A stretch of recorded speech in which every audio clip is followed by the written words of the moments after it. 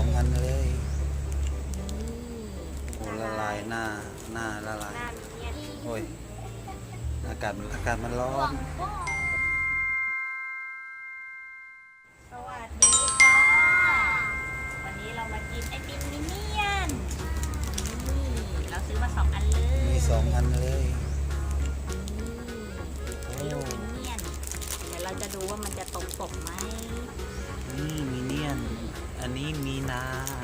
อันนี้มินนะเดี๋ยวเรามาลองแกะดูกันเลย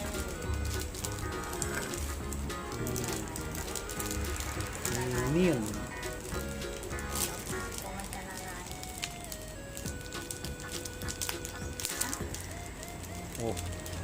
มินเนี่ยนละลายแล้ว ละลายปะนะ มิน โอ้ เนี่ยน ละลายหน้าละลาย หน้ามินเนี่ยนอันนี้ข้างหน้านะดูมินเนี่ยนข้างหลังแม่ ละลาย ข้างหน้า อากาศมันร้อนโอ้ย อ่านเนาะ ด้านหลังนี่ โอ้ยอากาศมี เล เนี ย ยน นะ อันนี้ใส่จานไว้อันนี้ร่วง เป็นรสช็อกโกแลตคาราเมลไม่ว่า นี่นะละลายไว้ สีเหลืองมันแบบรสกล้วย ส่วนสีน้ำตาลมันเป็นน้ำช็อกโกแลต อ๋อสีเหลืองรสกล้วยไงอ๋อรสกล้วยรสกล้วยแล้วก็สีน้ำตาลช็อกโกแลต เป็นคาราเมลและช็อกโกแลต อร่อย อร่อย อร่อยนะ อืม แต่พอดีมันละลายไวไปหน่อย อากาศมันร้อ หวัน งก้อน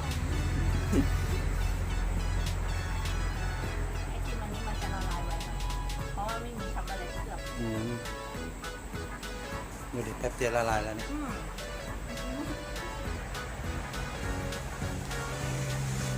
่ยดูลองกิน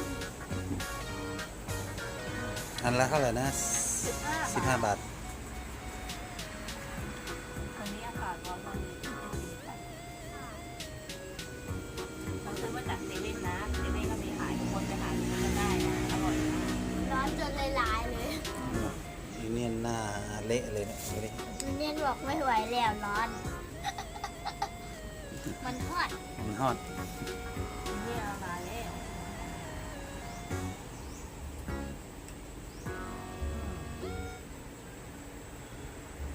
ข้างในไม่มีไฟอะไร